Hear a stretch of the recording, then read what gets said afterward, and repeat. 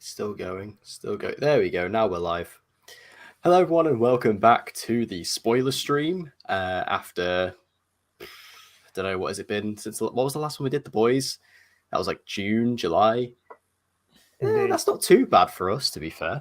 But we're back doing yet another one. This time for The Walking Dead season 11. We're all pretty big fans of the show, for better or for worse. We've all followed the show for many, many years. We've all had our ups and downs with the show over the many, many years. And those eyebrow raises from Hoss down there definitely make me see that. But now the show is over. There's a lot to talk about. But, is it really, though? Yeah. Let's throw that out there. Is it really over? Like, yeah, well put, Hoss. I mean, I would like to say that all the notes I've written down for this, there is a section where we are going to talk about the future of the franchise and where it's going. Because obviously, as you say, in terms of the Walking Dead universe, it is far from over. If anything, it's just beginning, which is really scary given the fact the show started in 2010. So anyway, I forgot to do the introductions because I'm that rusty. My name is Deck. This is my channel. If you watch these videos, then you probably already know me. We also have on this side, we have the number one shipper of Maggie and Negan forever. They're the best couple of the whole Walking Dead. Like, screw Maggie and Glenn. Like, sometimes you've got to walk before you can run, and that was what Glenn was. And now Maggie has found her true love, Negan. Yeah. Oh my, that's horrible. And the guy recoiling in terror down there is my good friend Dan McCants. Well, am I not your good friend then? I'm just Dan Finn. I never said that. Honestly, I don't know what to say for an introduction, because after hearing that absolute bullshit coming from Dan's mouth, I've got nothing. I've got nothing. Are you Scott Gimple's love child? Is there something you want to confess here?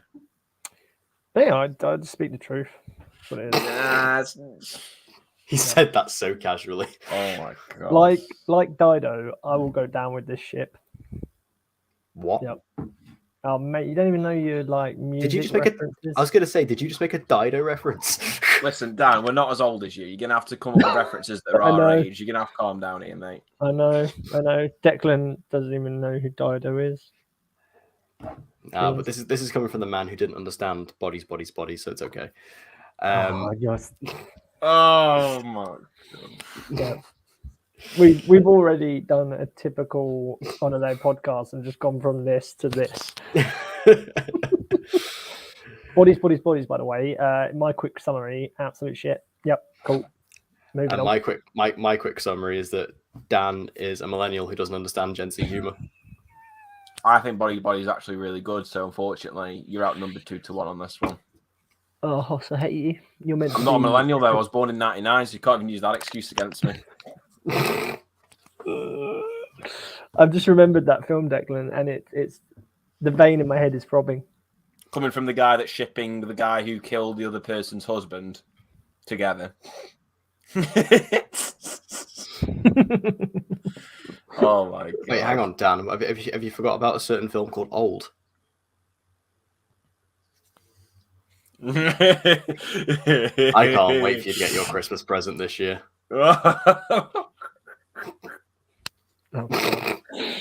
If you bought me a copy of like Old and Morbius, I'm not buying you Morbius before I buy myself Morbius. You know, like you get those triple box sets. It's just Declan's favorite films, basically. It's just one of those random film box sets you get in Walmart that just have like no connection whatsoever. On a quick one, sorry, Declan. I've just realised. You know, you said you wanted to come to London and we should see a film. We should go and see M. Night's latest film. When's that out? I think it's like February or something. Yeah, to be fair, we need to talk about that, and also you two, Hoss, because you're being invited as well. Yep. Anyway, we'll get to that. So anyway, back on topic, which we've just like completely wasted the first 5 minutes of this of the stream. The Walking Dead season 11. This was definitely quite monumental, because I don't know about you, but I feel like The Walking Dead is one of the most kind of quintessential TV shows, and it kind of started TV as we know it today. Like, do you know what I mean? Like, it's one of those shows, like I'd say, along with sort of Game of Thrones, Breaking Bad. It's kind of one of those shows that started the kind of TV fandom sort of environment that we live in today. I feel like The Walking Dead was a part of that.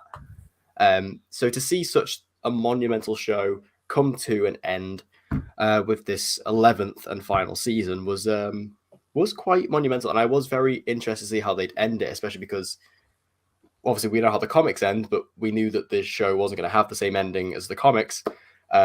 So it was interesting to see what they were going to do with it. So I guess we should start with just overall thoughts about how fuck off, Dan. Just feel about the season as a whole. Save me to last because I'll probably be more negative, so I'll let you two go first.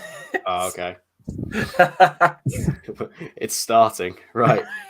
So what? The series as a whole? No, just this season as a whole. Oh, this season. Okay. Just overall thoughts. Lads, I don't do the whole series, mate. Or this stream will be 5 hours long if we do the whole we can't. series. Yeah. I'm in work early in the morning. I'm not doing that. Yeah. This season, I don't know. Oh my god! What? I didn't realize he's gonna give it a low rating because Maggie and Negan didn't kiss in the series finale. That's what it's gonna. It got so close as well. Their faces are about that far apart as well. Just give it to me. I think this season, going into it already, we already knew there was going to be certain spin-offs for different characters. So I was already kind of like, I've read the comics. I don't know about you two, if you finally got around to sort of reading them or whatnot, or just knew. I know what happens. Basically. Yeah, exactly. So I was going into the last season where just things from the comics just weren't going to be able to happen or just going to have to be changed. And then we had different spin-offs that being announced. So it's like, oh, well, this character isn't going to die. This one isn't going to die. So expectations were kind of low, to be honest, because I just thought like possibly like what really are they going to do to be exciting? Because I wanted it to be I wanted so many more deaths, man. I don't think we got enough deaths. We got too much of a happy ending in the end. Where I don't know about you guys, but I wanted it to be so much more bloody than it was. We're in the final season of what you said, Dec, of like such a monumental show that we deserved, I feel like, so much more. But because we have all these spin-offs to go, for me, it just didn't feel like a franchise, or it didn't feel like a series ending. It felt as if a chapter has just closed and then we still have like 10 more chapters to go in this book. So my expectations for it were quite low. I still enjoyed it towards the end, but I do feel like it could have been better. Yeah, I definitely agree with what you're saying. I remember we spoke about this, that we should have got way more deaths, like 100%. The fact that really the only major death, unless I'm missing any, was Rosita in the season finale. Yeah. Because I'm sorry, Luke doesn't count. Yeah. The thing is with Luke, like he was gone. He disappeared for like weeks. I don't even remember the last episode he showed up in, and then he shows up again and then just dies. And I was like, right. Yeah. So I didn't feel impactful about him. Rosita's death was decent, and I definitely felt emotional from that. But the problem with the thing is, I remember watching it, and when Rosita manages to escape, I literally like launched out of my bed, and I was like, "That is some Glenn dumpster bullshit." I know, honestly, like if they say, I remember when that happened, I was like, if seriously she didn't get bitten during that, I'm sorry, this finale is getting a 0 out of 10 because that is so stupid. Exactly. Like it was just like the thing. So I watched it with my mate at work. We did like sort of a watch party. Stayed after work, watched it on this big TV in our boardroom. And he wanted the captions on because he's not of like, say, his first language isn't English. So he had captions on. And literally as she falls into that pit, a caption comes on saying like, dramatic, triumphant music. And I'm like, oh, well, that means she's not dead, is it? And then she suddenly goes like, and like comes out all these zombies, and I'm just like, great. And then she's obviously carrying a child and everything. Still manages to jump from like a truck to a pipe. Like, don't even get me started on how they did some Uncharted, let's just crawl up a pipe bullshit. But yeah, that scene like pissed me off. And the fact that what you said, Hoss, I was just thinking she just didn't get bit, and I thought there was gonna be a weird bit. You know, when she's talking to Eugene and they're sort of, she just kept staring at the baby. I thought the baby died and she was just holding this corpse of a baby because the baby just wasn't moving. And Rosita just looked so fine. And then in more ways than one. And then, just had to throw some simping in there. Exactly. And then later on she's like, oh yeah, I got this. And it's like, it wasn't even a bite, right? It was a scratch. Wasn't it? I think it was a bite, but it was like a kid bit someone. It wasn't like a zombie bite. Yeah, exactly. And her whole death, she was like the biggest one of that whole finale, but I just don't feel like it was that good because it wasn't that good. But the thing is, as well, as obviously this is spoilers for comics, but she dies in the comics anyway. Yeah, and I'd always kind of felt like if there was going to be any big death, she was going to be the one. So I wasn't really surprised in that way. Yeah. In a way, I found it kind of stupid that they tried to like play with that expectation by having that fake out Glenn moment where it was like, oh, you think she's gonna die, and then she just rises up, and I was just like, it's like I get what you're doing, but it's just stupid. Like I just didn't get that whatsoever. You could tell that the only reason they did that was to throw people like us off that had read the comics. So, and then they just tried to death as this big thing, and it was like, granted, it was emotional, but I can't really say that it hits as much as I thought it would.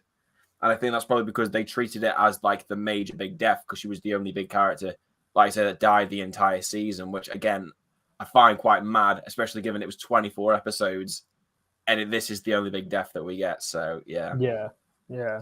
Because like, I was majorly expecting like the likes of Gabriel, Aaron. I thought Aaron was a goner. Yeah, because I thought personally Aaron was going to get Rick's death. That's what I thought was going to happen. Like, Gabriel was meant to die like a season ago, so the fact that he still is alive is amazing. But what also annoyed about Rosita's death, despite the fact that it was emotional, I do think that was a good character to kill, and she was kind of on borrowed time because, like I say, she should have died really in season 9. But why didn't she? Like, I think it's mad that she didn't tell anyone immediately the fact that she got bit or scratched or whatever, because surely, as a character who's been in this world for a long time, and she's been on this show for a long time, surely you wouldn't do that. Like, that's like a rookie mistake. And also, I know nothing happened. I know she was very much clearly aware of herself and aware, but even then, I still think it's a bit dumb, the fact that she was still around everyone she loved, and it took her like a good few hours to actually tell people, you know. Well, see, that was the thing as well. They kind of, the way that people turn into zombies and the sort of rules that they put, they kind of threw it out the door for Rosita because she's just calm. She's got bit then. How long was the timeline of her getting bit in that alleyway to then right near the end when she's in the bed? Like, see, that's what we don't know. They managed to save the town, wherever it was called again. I've forgotten. Managed to save that. Had the dinner party, and then suddenly she's like tells Gabriel. Then they like set up her funeral, like set her down with her kids. And then it just decides that, oh, yeah, she has a nice little moment with her kid. Oh, and now she's suddenly turned. She's not showing any signs of a fever or anything like that. She was just sort of perfectly fine. And she just lies in the bed and just goes, night, night. And then that was it. Also, I'm sorry. Who thought it was a good idea to put a turning human into a walker into a bed next to a baby? Yeah. Like, that's what I mean. They just that? Yeah. Like, literally, I'm sorry, but like, I feel like, especially at this point in the timeline in The Walking Dead, where we're starting to see things like zombies evolving, climbing, and humans aren't evolved, still stupid as shit. Exactly. But like, I'm sorry, but they're saying like the fact, oh yeah, we have these rules and we know how zombies work in this universe. But I'm sorry, you were also saying an episode ago, oh, they're climbing the walls. They couldn't do that before. So who's to say that Rosita couldn't have just gone, oh, I'm hungry now. Season 1.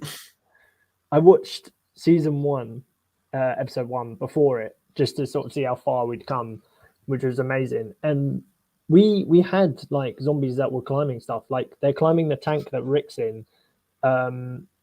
Morgan's like wife tries to open the door. Like it wasn't a new thing from in season 11, but I think that came from season 1. They just kind of didn't know what they wanted to do with the zombies, so they thought, let's just do 1 episode, introduce them, and then we'll set our rules once we get picked up, type thing. I think that's what that was. Yeah, but yeah, Rosita's death was something. Yeah, it was. I think it was a good character to kill, but there was so many more we should have got, just to make it feel so much more impactful. Like this was supposed to be the final season, like the biggest threat we've had, and it was just like nothing really happened, and it all ended pretty amicably. The fact that like Pamela Milton just got arrested and then was put in jail, like I was expecting her to die. Like she shot Judith, like, and the fact that like Daryl comes out and does the speech and he does the line. Which was decent enough, but then it all gets resolved really quickly in that finale. Like everything to do with the Commonwealth and Pamela and that whole family, it all gets pretty neatly tied up in a bow, and then it just sort of ends. And for a story that was so sprawling, to wrap it up in like sort of this 20-minute opening was very, very bizarre. I'm not sure why they did that. I felt like they should have had another episode, to be honest, because when I was watching it, I just remember I was like, another episode? They had 24 episodes. No, but that's the thing. They didn't need it anymore. I know what you mean, but it also felt like when I was watching 1, I was like, we still have all of these storylines to tie up, and how is he going to do it? And then, like Deck just said, it kind of like did it quite quickly. Because we had people like.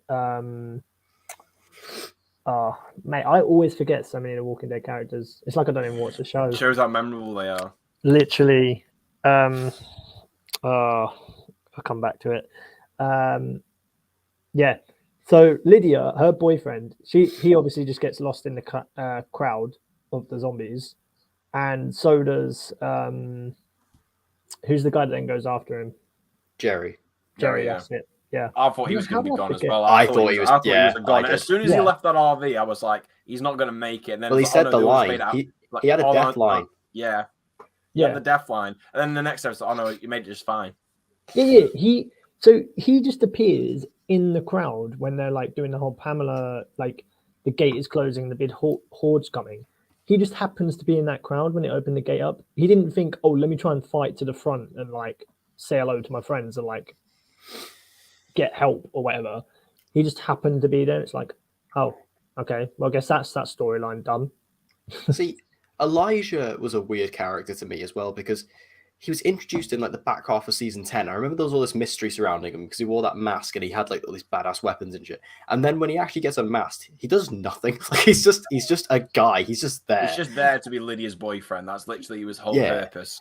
Like, what was the whole point of this badass introduction, all this mystery? Because he wasn't even anyone. Like, because I know there were theories going around that it was like Morgan's son and stuff like that. Like, there's all these theories. You put a mask on him, and then he's just a dude. And I'm like, right. And I don't think he ever even used those like scythe weapons ever again. So, like, what was the point? Yeah. Also, going to like the beginning of the season, because I don't really want to focus on the beginning too much because it was boring and shit. But like. The only real storyline we had there at the beginning was the stuff of like the Reapers and Leah, wrapping that whole thing up. Not a great start in my opinion. No, I think especially when you look at the Commonwealth stuff and how much was like, felt like it was very much rushed in the finale. I think if they had just got rid of the Reapers and spent more time with the Commonwealth, I think you could have resolved that all in a much better way.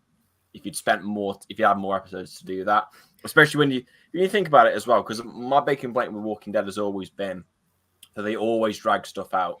It's been the case for me for every season since season 3. Some seasons do it better than others.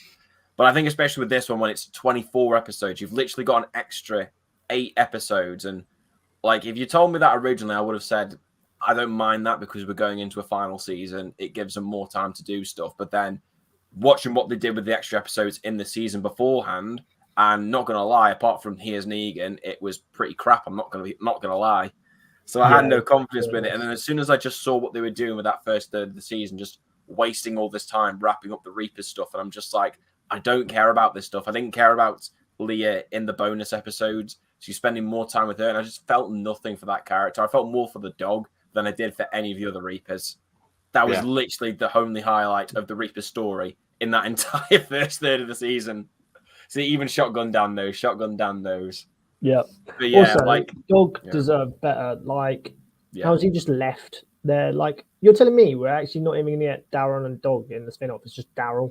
Yeah, that's just disgraceful. Could have at least taken the dog with her. Yeah, I'm sorry. It shouldn't be called The Walking Dead Daryl Dixon. It should be called The Walking Dead Dog. Like, give me that spin-off. That's what I want. The Walking Dead Good Boy. Give me that. The Reapers thing, it just felt so superfluous to me. Like, it was just another group that we had to deal with. They were too similar to the Saviors, but they had another personality of the Saviors. And it was just like, you had, what was the villain called? Was he called Pope. Like Pope? Yeah. Yeah. Like, he was all right, but again, he just kind of felt like he was just there, you know, another evil guy, just so he had something to deal with.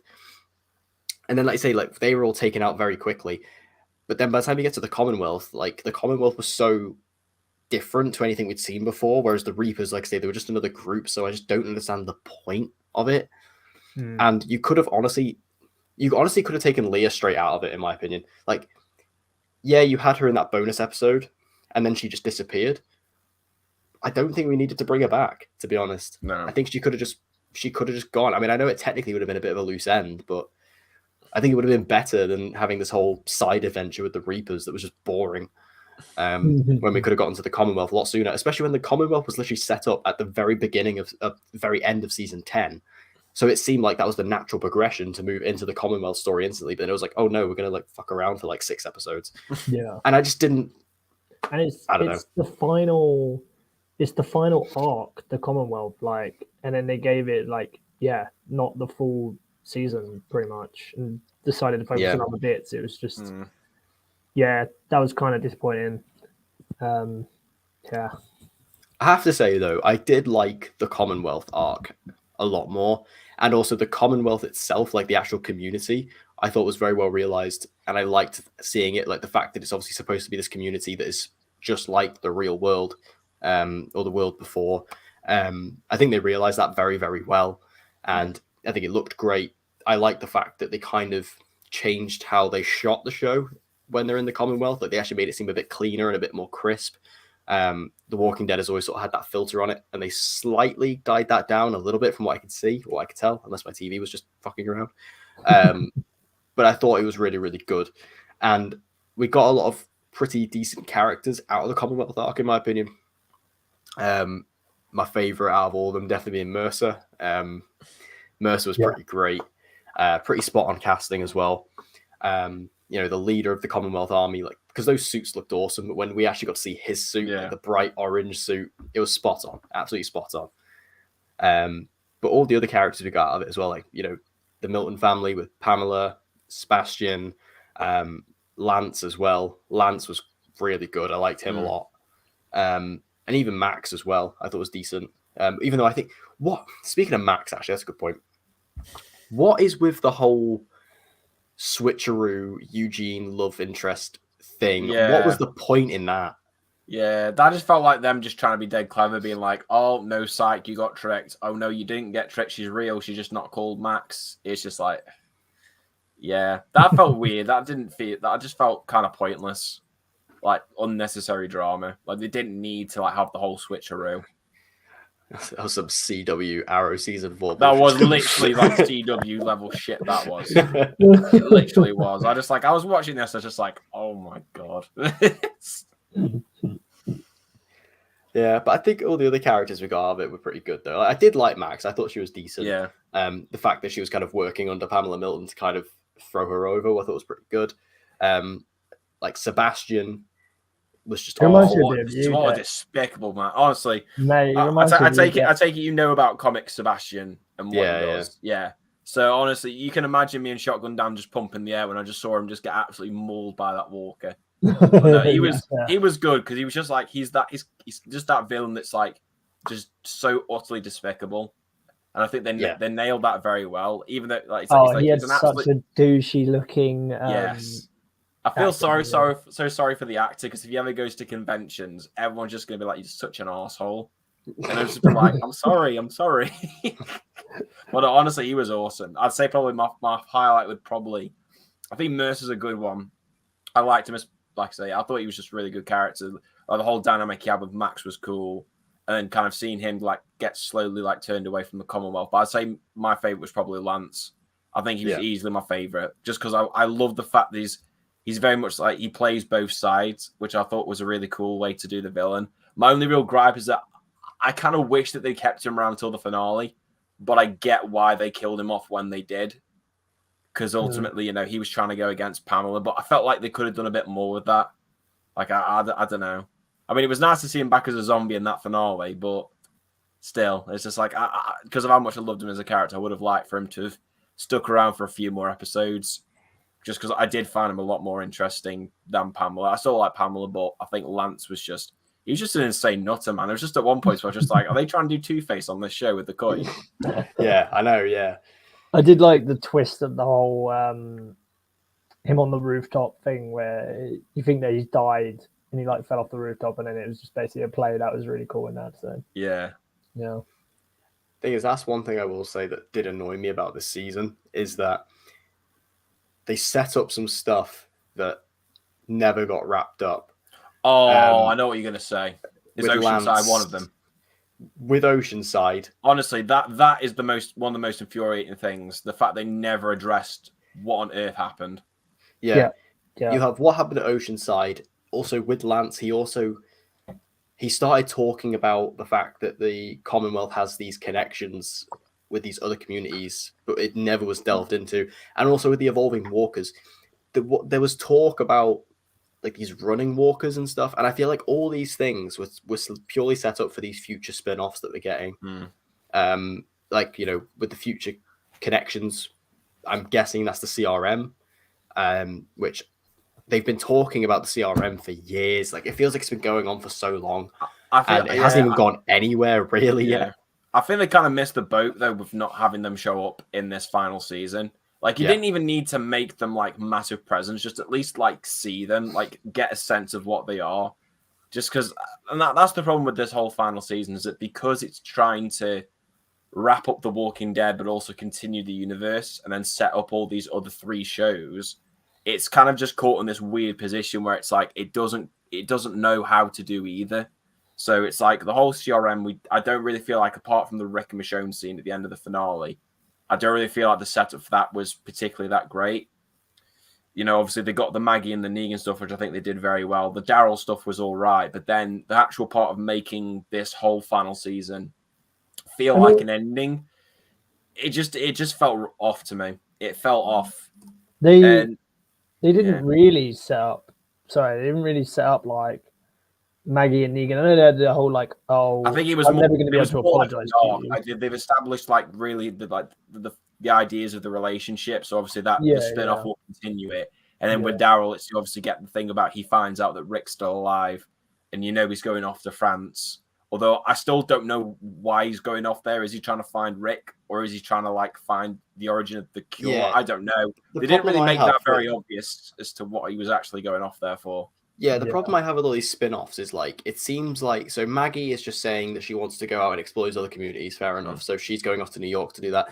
But so they do set that up, but then they don't set up how Negan gets involved in that. That's the thing. I mean, so Negan just walks off. He does the little nods to Daryl when he walks off. Yeah. I don't know if it's going to be a situation where Negan has just gone off, and maybe when Maggie goes to New York, she finds him. Like that's where he's just maybe that's where he's gone, because obviously he does have his wife and child now, who I was convinced were going to die in this. Honestly, So like, are they going to be part of that show? And then you've also got like say Daryl, he just goes off on his bike. We don't know where he goes, but we know he ends up in France. I want to know, how the hell does he get to France? How does he get to France? Are we going to have an action set piece where he steals a helicopter? Is that what we're going to have? Well, the thing is, I've heard he just top gears his bike and just puts some like bullshit rubber rings on it, and he's just there going. The rumor I've heard is that he gets captured by the CRM and then is taken to France. That's the rumor I've heard, but again, we don't know that for sure. And then we do have obviously the Rick and Michonne stuff, but we'll get to that at the end. so yeah, there was a lot of stuff like that I just feel like was set up. Like the running walkers thing, again, I feel like that's going to be done in one of the spin-offs. I think probably the Daryl one. I think that was just kind of announced as, we're in our final season, we're going to ramp it up a bit, and we're going to bring in these evolved walkers, which makes me think like, okay, these walkers are going to be a lot harder to defeat now, and we're going to see more deaths. Nah, you can still walk around the walkers, and you can still literally put your hands on their chest and just push them away. Yeah. Like, yeah, there was maybe a few that climbed over shit. Like that one episode with Jerry and Aaron where they actually fight that one. And then you see Negan sees one. And then that was kind of it. Like, again, that was the whole thing. When I saw that, I thought, oh, here we go. They're ripping up the rule book of the Walkers for the final season. They just want to make it seem more interesting, but then we never really got anything huge from them, type thing. Did love that line from Negan though in the finale when he sees that walker and he's like, "What the fuck?" Like great Negan line, because we don't get as many of them anymore, so it was good to get that. So yeah, a lot of that stuff was set up, and I feel like it was just. I felt like they could have done a lot more with it in the season. Like I said, I really wish they would have brought in the CRM in this season. I mean, has any of you watched all of World Beyond? No, I refuse to watch. Yeah. I refuse to watch that show. I couldn't get through it. I've literally the only bit I've seen of it is the end credit scene. I think it is of the finale where they bring back the Jenna, Dr. Jenna. That's the only bit of it I've seen. I unfortunately put myself through. So what is the CRM in that, or is it not really anything? Well, yeah, they are kind of just seem to be this group who basically knows everything about walkers, and they're going to be the group that kind of starts everything again. Like the jacket that Rick is wearing at the end with sort of the orange patches is a CRM jacket. There's a character in Beyond Walking Dead. He works for the CRM and he has that same jacket. So like, I think Rick, basically when we saw him in the last bit, he's kind of escaped the CRM in that, and then that helicopter is coming to like basically bring him back because he's escaped. They're essentially the umbrella of the like Walking Dead universe. Yeah, because I've just like I saw all the stuff about Rick's jacket and this having the same one as Silas and stuff like that. Yeah, that's it. Yeah, Silas. But I only got 4 episodes into the first season of World Beyond, and then I ducked out. I just couldn't be bothered. It's so unlikable. Like just all the characters are so boring. Is it true that so that end credit scene where they bring back Dr. Jenna, is that like am I right in believing that took place in France, or am I completely wrong? I believe it's France, because basically from what I can glean from it, they basically think that the outbreak originated in France. Right. Which is why Daryl's TV show is taking place over there, which is why I think the whole like various walkers will probably be in that show. Because if that's the origin of the outbreak, then I'd like to think that they're going to explore maybe they've already become all the walkers have had the variants over there. Yeah. So I think maybe you can explore that a bit more. So see that would make that show a lot more interesting for me. Like that's what I'm hoping. If it doesn't happen, then I'll just be there like, why are we in France? Yeah, why is Daryl taking this boat trip? Because it's a different, pretty unique setting for the show, and then also chuck in the evolved walkers. That would be pretty cool, especially if it is like the origin of the virus. That would be an interesting thing to explore. And then if you bring back Dr. Jenna as well, that could be like a cool tie back to the very, very beginning. Can't wait to see a walker with a beret with just spikes on it and stuff. Like that one we got in the garbage tip. Yeah. It's just like that. Oh dear, he's froze. Oh, what's he done? Mate, whenever I see it froze, like I always think it's me. No, see what it was, basically, when you told him about the variant walkers, basically his camera just giggled with excitement and just couldn't take it. He couldn't take it. See what he's doing right now, he's Googling all about he's Googling about the spin-off now so he can try and catch up to date with it. Yeah. Now that you've told him all that info. He's Googling about the spin-off now so Oh, You can hear it in the background. I'm actually, I can hear in the background. I don't know what he's playing at, but I can hear myself in the background. Yeah, oh dear. Anyway, whilst Declan's done, captain of the Negi ship, I just want to bring the topic to Negi again and just sort of talk about that lost opportunity when they were just staring lovingly into each other's eyes. What do you mean by lost opportunity? Stop this now. I do not have a clue what happened there. My laptop just completely spazzed out and died. Do you remember how I said it doesn't work anymore? It literally just went black screen and cut out completely, and then made me log in again, and now I'm back. That was weird. If you want to send donations in the chat, please do. Please do. So we can get a new laptop. Please do it. I beg you. If you want more content like this, then buy me a new laptop. Where's our number one fan? I'm sure if we set up a Patreon, he'd do it. Oh, if he'd fund it by himself. Okay, so moving swiftly on. I want to talk about the finale itself. Because that finale had a mix mash of like really good moments, but again, it was just really, really rushed. How do you feel about Daryl doing like the "We Ain't the Walking Dead" line? I can see why, because he's basically the lead of the show. But I don't know. It was all right, but I don't know what I kind of expected from it. I should have known that line was going to crop up at some point or another. But at the same time, I don't think it quite had the impact of when Rick said it in season 5. Like for me, that when he said it in that barn, that's still the best way that they've said the line. So yeah, it happens. It's not something I particularly would say was that memorable, if I'm being perfectly honest. But yeah, it worked as a season finale. It was one of those like cheesy kind of let's say this, and then we're going to get every character to say it, and so you're going to see like flashbacks and stuff and make you see from season 1 and reminisce. And I did think it was really good. Like we saw some characters, like seeing sort of early days in the prison and having like Beth and stuff like that back. Having watched episode 1 before this, I was just like, oh man, I just really want to start this series again. Like it seemed really good just seeing so many characters back. But yeah, I know what you mean. It was not. It was nice, but it was nice. But yeah. But it was just funny when I had all that, and it's just like, oh, we're gonna treat this like a finale. I was like, well, the episode I've just watched didn't feel like a finale. And then you're shoving this little happy go montage on, saying like, oh yeah, we're the Walking Dead. We're the ones who live, and I'm just like.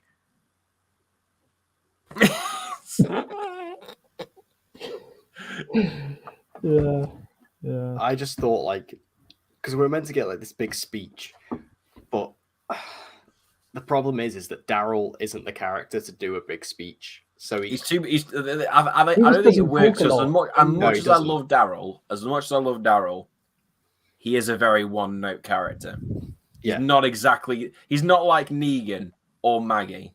Like I love Daryl. He's badass. He has his moments.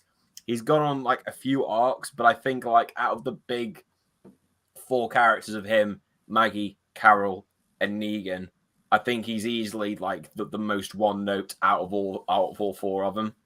So it just kind of felt like it was dead funny when he was there doing that speech when they're there trying to convince everyone at the Commonwealth like to turn on their side. I was just like,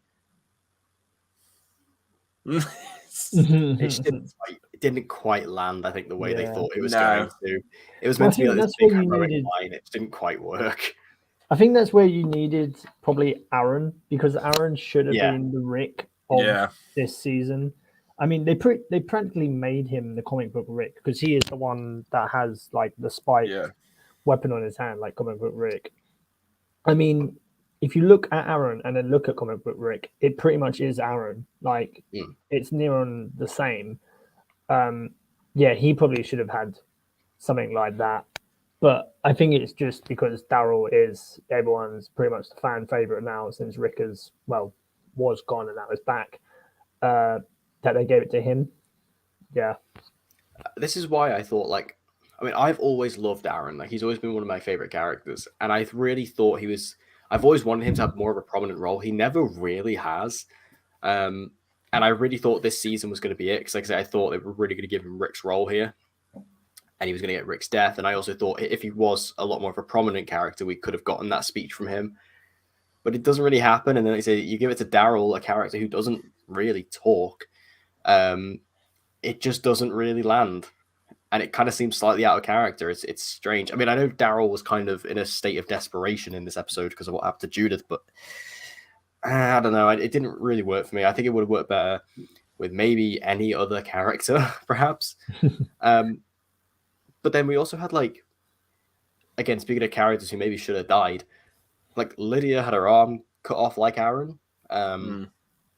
Again, I thought when Lydia's arm got caught, and I thought, oh, here we go. Oh, First mate, death. so that was Here we go. That was the spoiler that I was telling you guys about. Oh, is that the one you got? Mate, I looked at trailer for next week, but I forgot to put trailer, so I just put like episode 23 or whatever. And the first thing that comes up is this picture of Lydia being bit. I'm like, oh, for fuck's sake. And then on Instagram, I saw Lydia's, the actress who plays her, saying like, oh, here's some pictures from this episode, like spoilers to come later. And I commented on it being like, please, please, please, if you're going to put spoilers, do it like a day later, because the UK isn't going to watch it until here. Like, just please. Yeah. And yeah, I fully thought I'd just spoiled like a big death. And then I got to it, I'm like, oh, okay. Which is just another thing of like the low expectation I had for this season. Like, I feel all the characters, the showrunners just didn't have the fucking balls to like kill the characters because of fan backlash. I feel like they probably just saw like the backlash of like Game of Thrones and stuff like that, and we're like, oh well, we don't want to go down this route because everyone's gonna fucking hate us, and then they're gonna and then it's like, well, but then we can't kill anybody big because all of our 4 main characters, 3 now, we're going to be having spin-offs. So it's like you knew that Daryl, Carol, Negan, and Maggie, the 4 main characters, were not going anywhere. So that even Carol, like the thing is, she announced that she wasn't going to be in the spin-off, but the thing is, it was too late for her to rewrite and be like, well, let's just kill her off. So it was like. But I found that weird because when I watched the finale, I don't know why, but I felt as if they'd like almost reshot his. I was going to say that because I was fully convinced, like, because when I heard rumors that it was too late for them to refilm, I was like, well, does that mean that Carol's going to go off with him? But then when I saw Daryl go off on his own, I'm like, And then I read a lot of behind the scenes stuff, and apparently when they shot Rick's stuff in the finale, like they shot that like well after filming Wrapped. They filmed it well after then, so I'm convinced that they reshot that section. Yeah, that actually makes more sense. Do you know what? Because I was going to say that when I watched that scene, it instantly came to my head, reshoot, because I think the biggest giveaway is the fact that Carol's hair is different, and I know that was her hair for a long time, and then there had been time passed as well. But the whole point why she had the long hair was because it was kind of like this thing where she had now become free. It was like a symbolization of her, becoming free, because she always had the short hair to stop her husband from like abusing her, basically. So she cut her hair short, and that hair being cut short is what Melissa McBride has now. Yeah. So I think they did reshoot that because again, that she was originally meant to be in that Daryl show. Because then, if they'd have shot it with her getting on the bike with Daryl at the end, and then we come to the Daryl show and it's just Daryl, everyone would have been like, "Why would the man? Did he like just drop her off at a bus stop and go, all right, see you later, I'm going off to France now?" Like, yeah, that definitely. I completely agree. That was definitely a reshoot. Yeah, I'm still annoyed. I fully still think like that they didn't kill her back like last season on the cliff. On the cliff. That was. That scene was such a good scene, but you just knew straight away it was ruined because of the spin-off announcement and nothing big was going to happen. And it's mad how long ago they've announced those spin-offs. And the fact that we know that was the problem. Like, that's why I thought we were going to get a lot of deaths, because we knew that like the big characters weren't going to die. Yeah. So I was like, okay, so they could probably give us like a lot more less impactful deaths by killing some more smaller characters. But they don't even do that. And it was like, so you have all these major characters who are just fine. Any tension, like in the penultimate episode when you have the scene where Negan is like on his knees in front of the guards.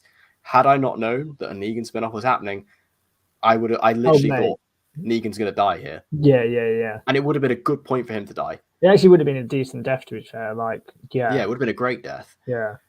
And then that would have completely, like, would have been a huge twist as well, seeing as in the comics, he just lives, like, there's an episode where he's just basically by himself, and I think he gets rid of the bat and, like, basically buries it, and he's just by himself.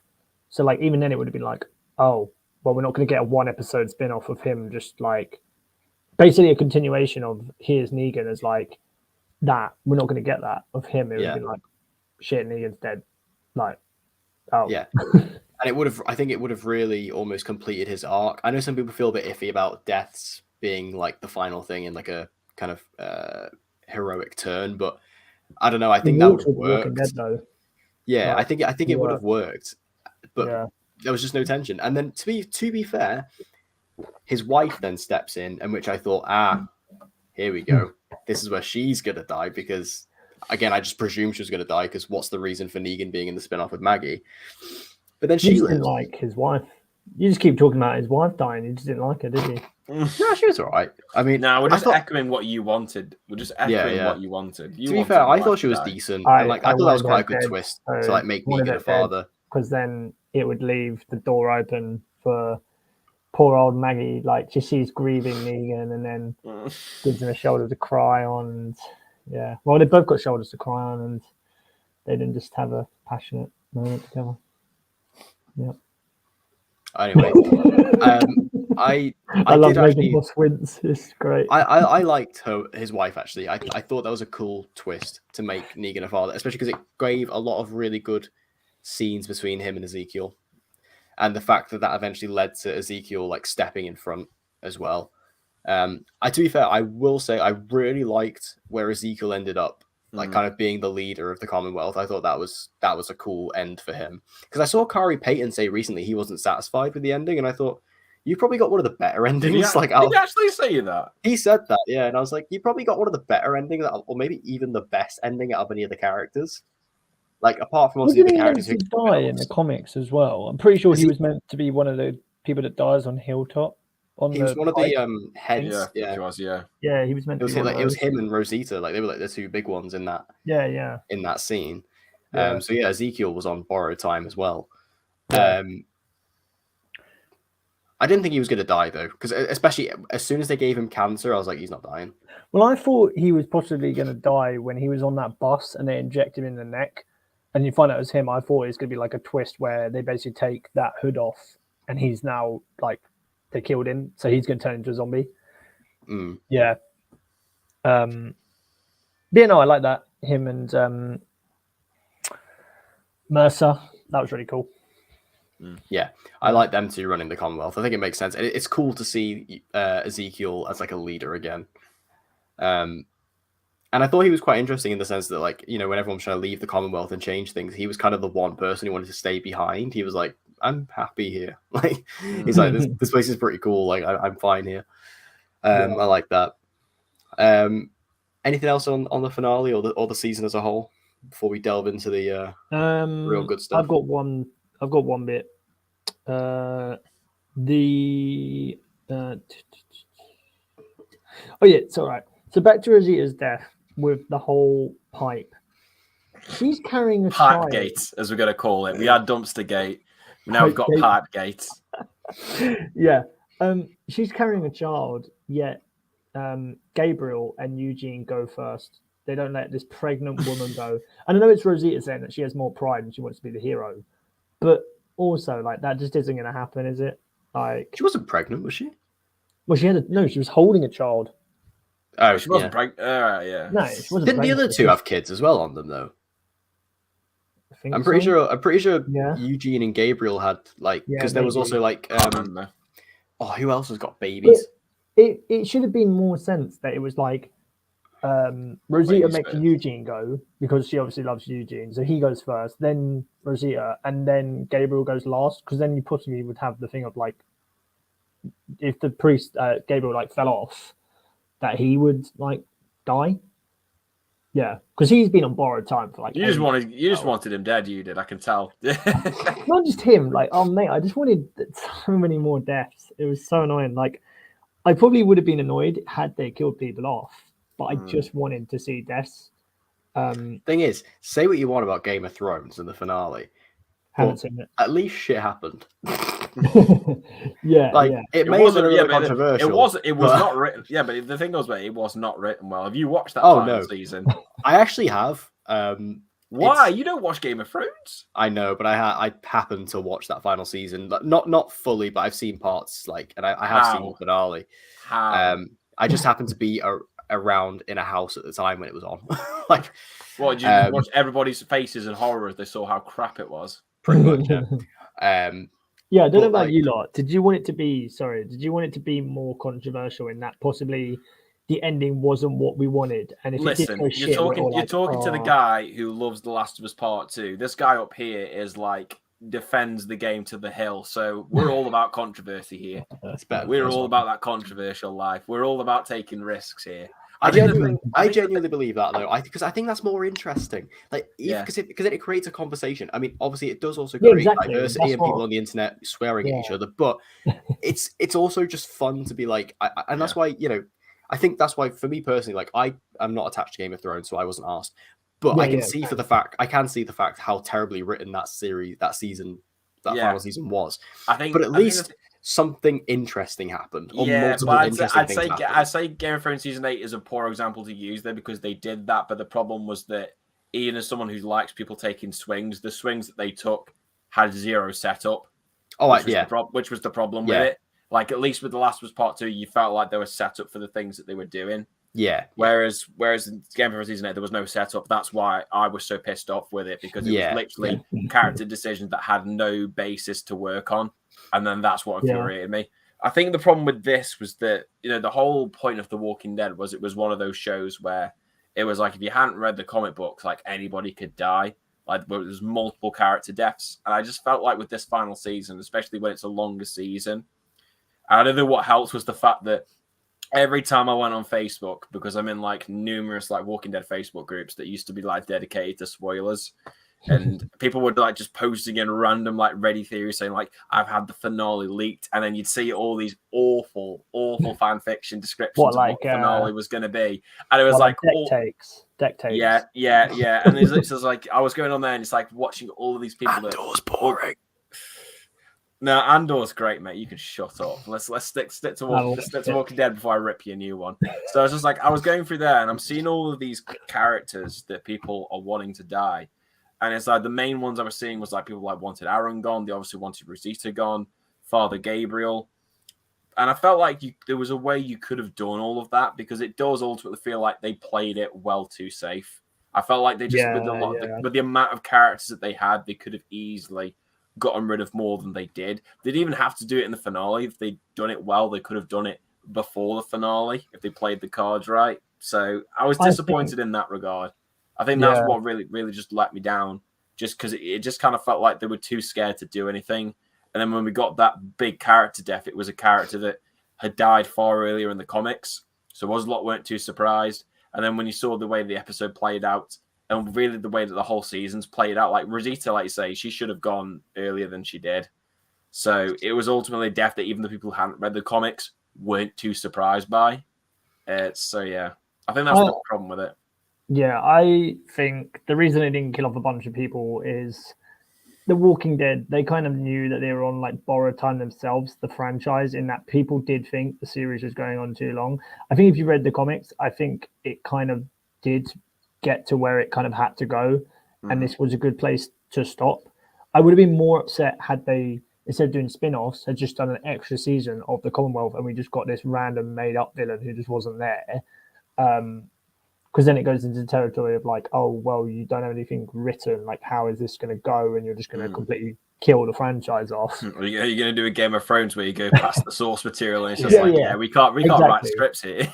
Exactly. Which, I mean, we're kind of getting with the spin-offs because there obviously is nothing. Yeah, that's the thing that worries me about it is because there's really no basis for these spin-offs. They're going to be completely original.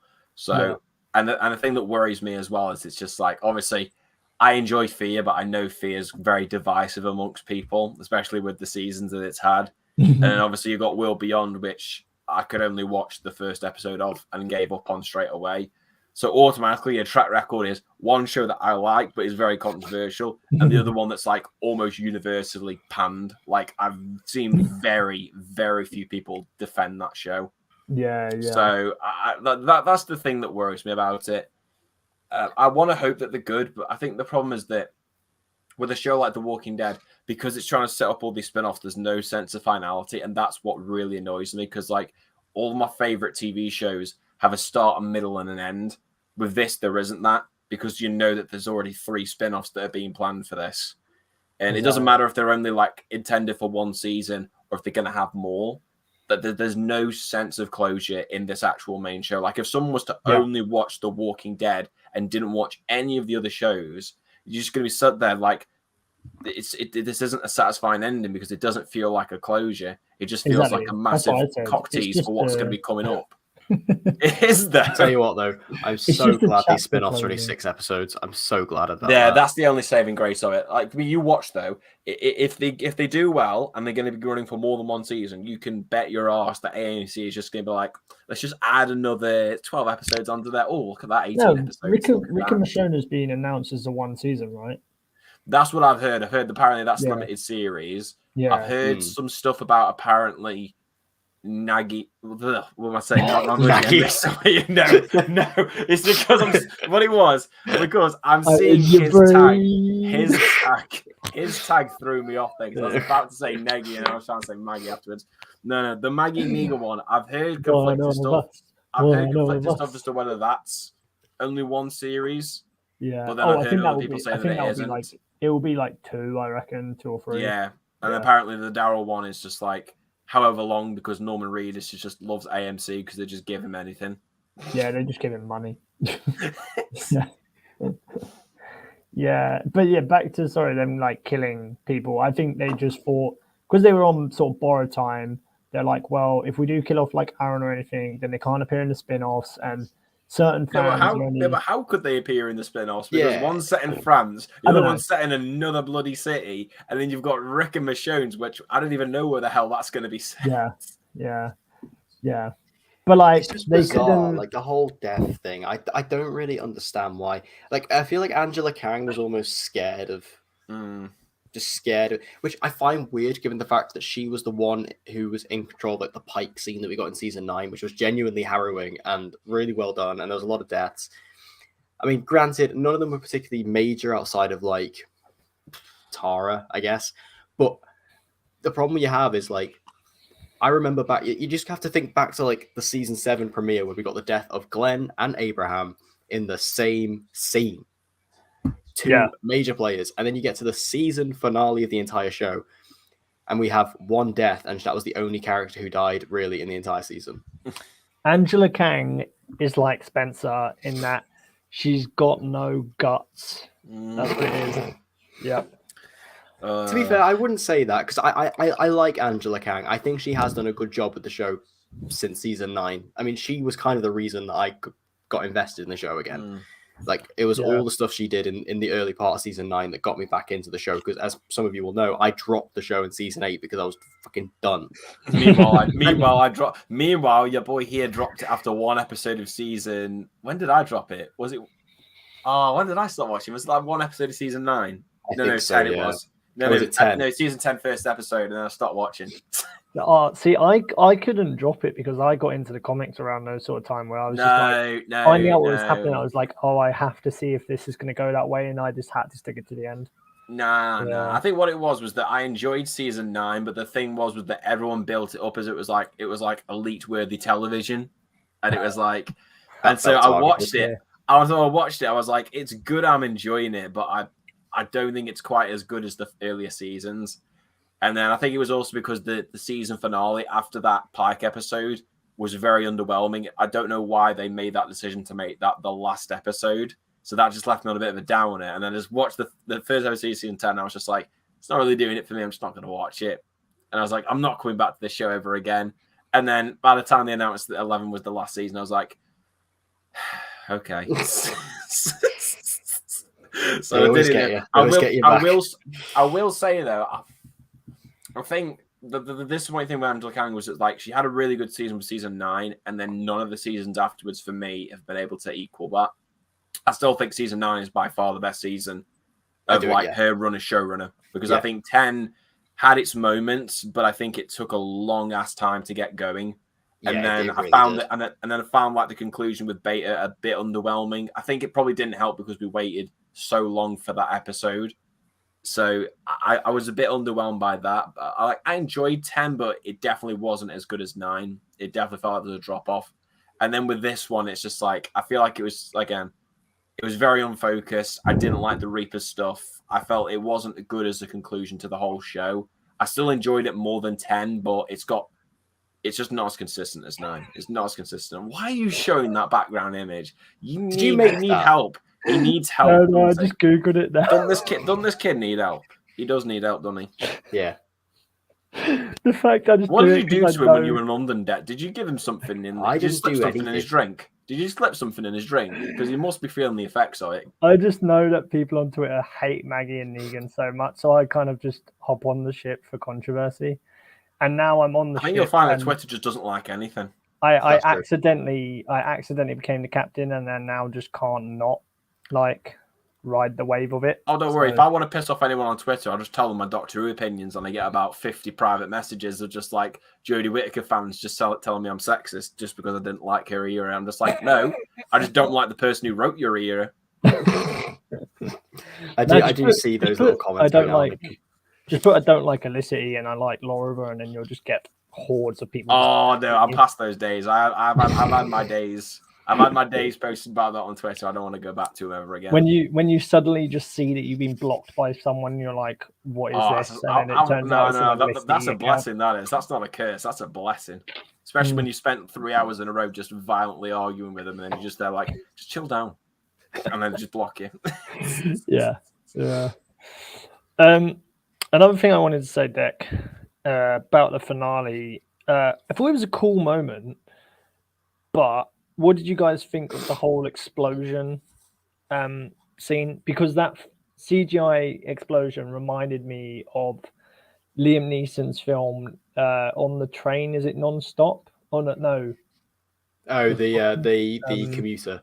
The Commuter, which is a really good film, but for IMAX, it was the train where they made this huge CGI set piece where the train is like bashing through shit and doing 12 and it explodes. It reminded me of that, and we just haven't. The Walking Dead has been known for practical effects, and the fact that we've got this huge CGI. Yeah, it's not particularly been known for great CGI. It's not been CGI deer. Well, CGI deer. Yeah, the CGI deer in that we got this explosion, CGI tiger. And it was just, it was just so obviously CGI. It kind of took me out of that moment. What it was, it just felt like they had to try and one up themselves because it was the final episode. But it went too far. It felt a little bit stupid. It was a bit overblown, wasn't it? Yeah.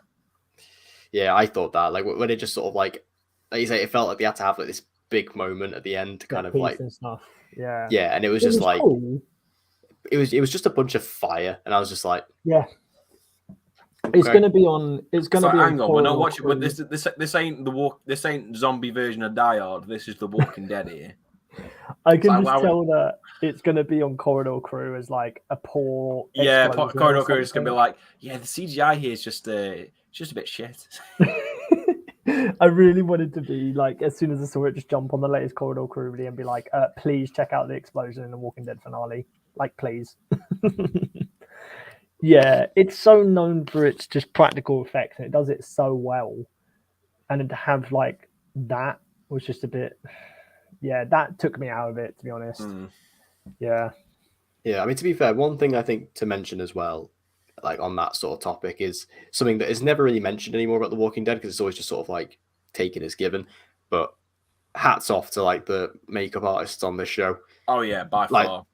Some of the best out there, to be honest. Yeah. Let's do it on that podcast. Yeah, we did about. Let's do it because like even whatever you say about the quality of the show, that has always been phenomenal throughout the entire thing. From like day one, it's been like above like everything. Yeah. It's just impeccable, like the detail on everything, like with the walkers. It's always remained incredibly high quality, also really gross, and it's great. Which I guess that's probably why we didn't get those films, to be honest, because you couldn't make 3 Rick Grimes films on the scale that they wanted under COVID restrictions, because you know that Nicotero is going to want thousands of people, hundreds of people dressed as zombies, and he's going to want them all. He's not going to want to have like 50 and then use CGI packs. He's going to want to be like yeah. Well, I think that and the fact that it will probably be cheaper for AMC to make it a limited series rather than 3 films anyway. This is what really annoys me though. Like, I mean, the next section I've got on this is the Rick stuff, so we'll get to that in a sec, and this kind of links in. But I'm so glad we never got those Rick movies because I was never excited about them in the first place.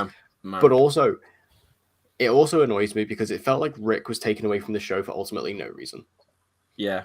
He was taken away from the show in season 9. Because Andrew Lincoln wanted a break, which I respect that, but it's like you either get rid of him and he's off the show forever, you never see him again, you give him a conclusive ending. And it's like, it was like, oh no, we can't have that because we know how much of the marketing tool Rick is. So we'll just bring him back all these years later. Yeah. And that's what I don't get is like, Andrew Lincoln wanted a break, fair enough. But then, it was sort of given that after maybe a year or 2, he was then going to go and do the Rick movies, but then they never, ever really got off the ground. So, I mean, that was mainly due to COVID, I think. COVID stopped those tracks a lot. And then it could have also been a thing where, we all wanted him to come back for the final season. That didn't happen. I mean, obviously this post-credit scene, but we didn't get to see him reunite with the characters. And this is what annoys me with these spin-offs, is that I feel like they're all going off, but I think they all have a similar goal. And I think they're all going to end in the same place, which is that they're all going to fight. It's all going to end in this culmination, almost crossover event, where they're going to all find Rick. It's all going to come together. And then ultimately, we're probably going to get another season of The Walking Dead, whether it's called The Walking Dead or not. And it's just going to be another season of all the characters back together again. So then ultimately, what was the point? You could have I feel like what it is that AMC basically saw the ratings for the original show were going down. They knew they couldn't make another season of the show in that name because they were like, well, there's no way we can do it because the rating, like I haven't seen the ratings for this season, but I remember them for season 10, they weren't good whatsoever.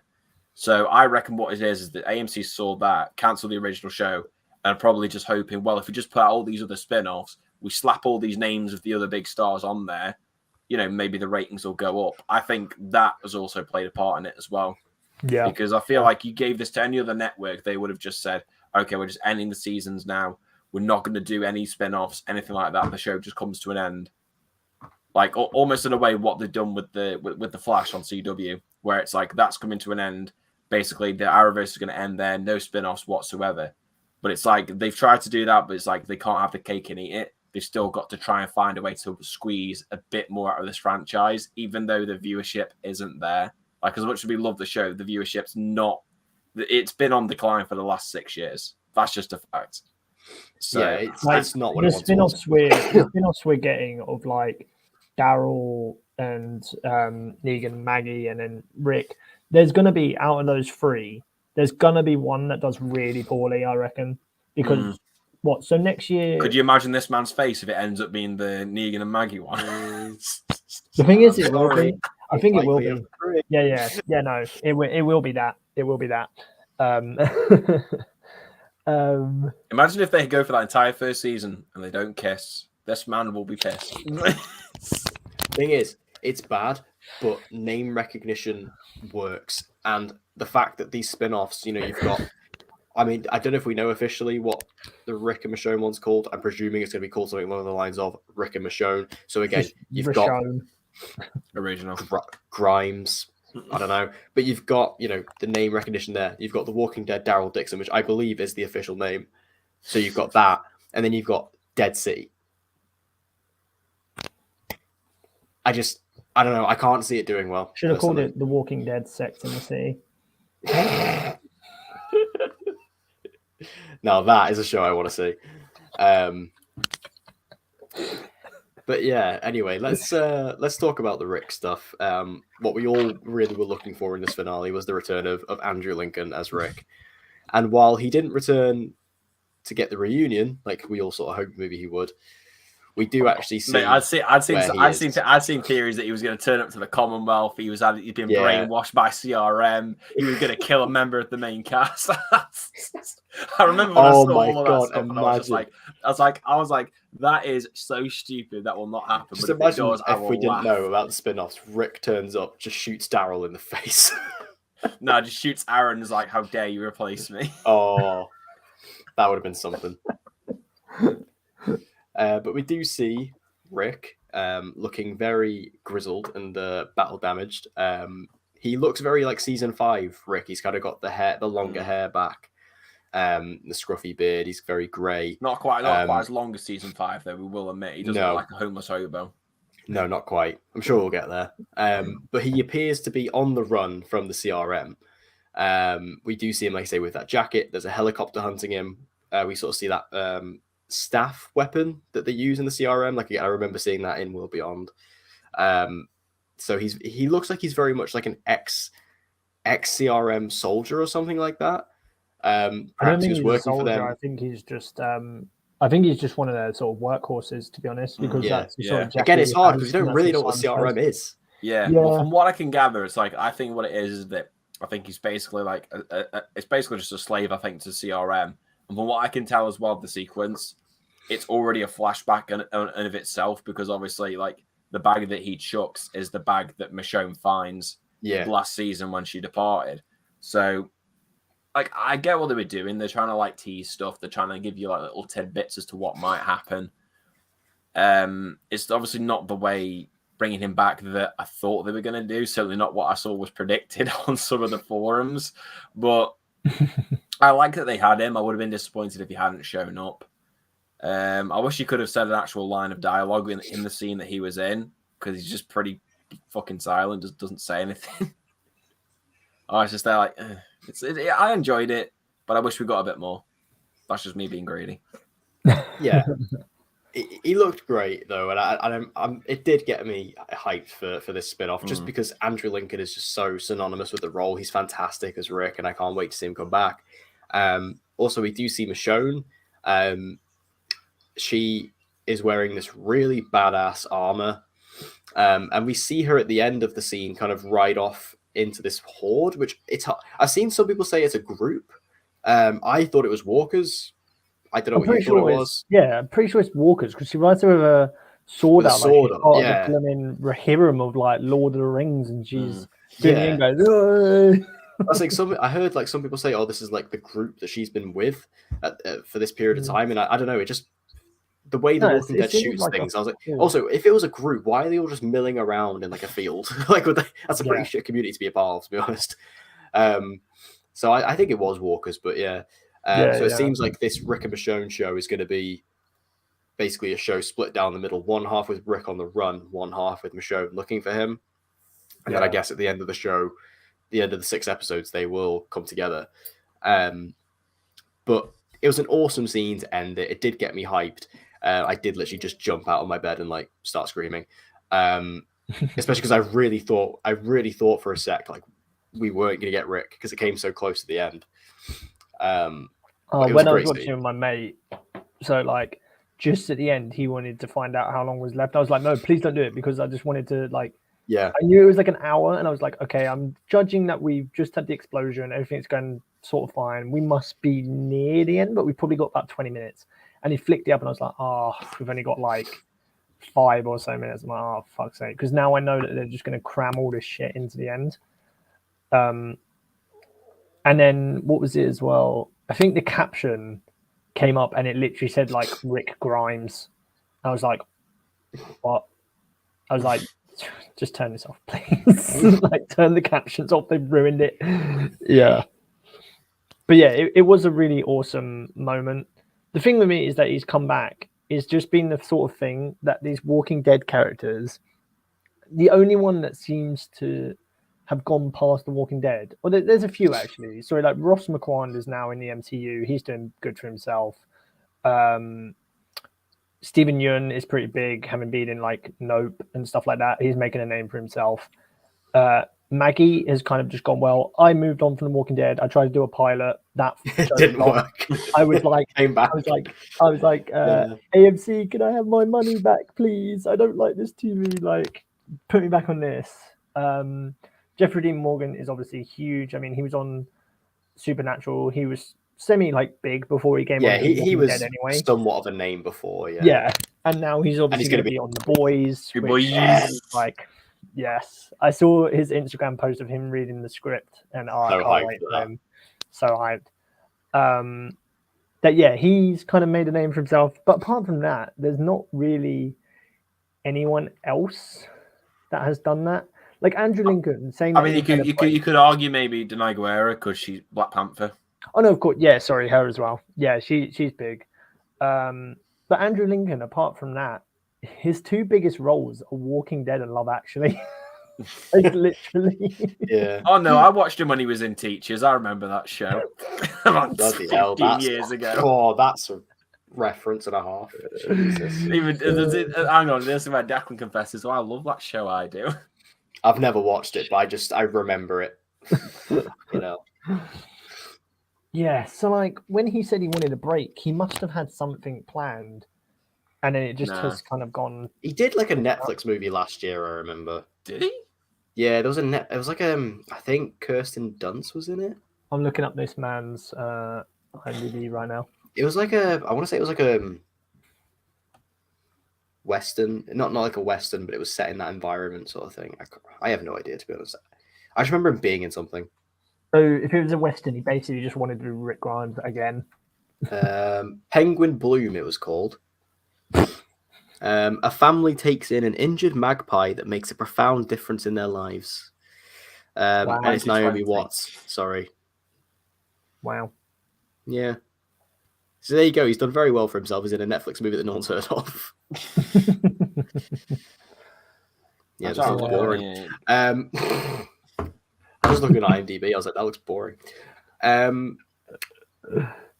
Yeah, I guess Norman Reedus hasn't really done much. Like he's had like a show.